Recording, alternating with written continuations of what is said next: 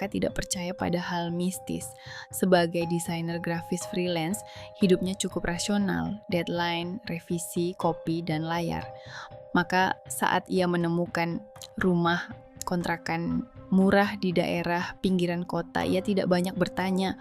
Rumah itu tua, catnya mengelupas, jendelanya berdebu, dan lorongnya terlalu panjang untuk rumah sekecil itu. Pemiliknya, Bu Sulastri, wanita berusia sekitar 60 tahun dengan mata lelah dan suara pelan.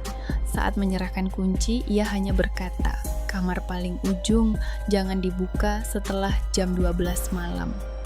Raka tertawa kecil. Ia mengira itu hanya taktik dramatis agar rumah terasa punya cerita.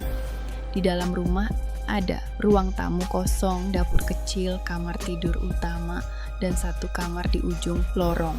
Pintunya berbeda, kayunya lebih gelap, gagangnya lebih dingin, dan tidak ada lubang kunci dari luar. Malam pertama, tepat pukul 12.07. Raka terbangun, suara pelan dari lorong. Tok, tok, tok, seperti seseorang mengetuk dari dalam kamar itu. Ketukan itu muncul setiap malam. Jamnya selalu sama, 12.07. Tidak pernah lebih cepat, tidak pernah terlambat. Hari ketiga, Raka mulai mendengar sesuatu di antara ketukan, suara gesekan seperti kuku menggaruk kayu, seret-seret. Ia mendekat, menempelkan telinga ke pintu, dan untuk pertama kalinya, ia mendengar suara, sangat pelan, serak, lemah. "Tolong!" Raka langsung mundur, napasnya tercekat, ia mengetuk balik. Tidak ada jawaban, lalu bisikan itu kembali. "Aku di sini." Keesokan paginya, Raka bertanya pada Bu Sulastri. Wanita itu terdiam lama, lalu bertanya, "Suara perempuan?" Raka mengangguk. Wajah Bu Sulastri pucat. "Jangan dibuka. Siapapun yang membukanya tidak tinggal lama." Raka tidak bisa tidur lagi. Suara itu berubah.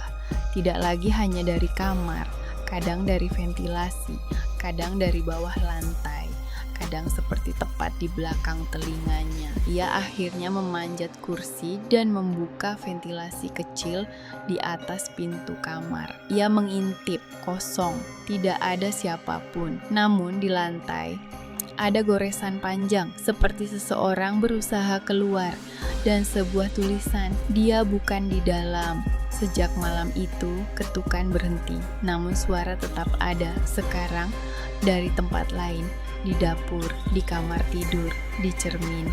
Suara yang sama, "Aku di sini sekarang." Di loteng, Raka menemukan kotak berisi barang milik penghuni lama. Namanya Mira. Di dalamnya ada jurnal. Isinya, Mira juga mendengar suara. Ia juga mengira ada seseorang dikurung. Ia juga membuka ventilasi. Ia juga ingin menolong. Namun kemudian ia menulis, kamar itu bukan tempat dia dikurung. Kamar itu tempat dia dipindahkan. Tulisan terakhir Mira, "Jika kamu mendengar suara minta tolong, itu bukan korban." Malam itu, 12.07, ketukan kembali dari kamar. Namun kali ini, Raka sadar sesuatu. Selama beberapa hari terakhir, ia tidak pernah lagi mendengar suara dari dalam kamar. Suara itu selalu dekat, terlalu dekat, tepat di dalam kepalanya. Bisikan itu muncul. "Terima kasih, kamu membuka jalan." Ingatan Raka mendadak pecah. Ia ingat, malam ia membuka ventilasi. Ia sempat membuka pintu sedikit, hanya sedikit, cukup untuk melihat kegelapan di dalam, cukup untuk membiarkan sesuatu keluar. Keesokan hari, penyewa baru datang. Bu Sulastri menyerahkan kunci dan berkata, "Kalau dengar suara dari kamar ujung, jangan dibuka setelah jam 12 malam." Dari dalam rumah, ketukan terdengar. Tok, tok, tok. Penyewa baru bertanya, "Bu, ada siapa di dalam?" Bu Sulastri menatap pintu, pelan berkata, "Bukan siapa-siapa." Di dalam, Raka mengetuk dan berbisik, "Tolong, aku di sini."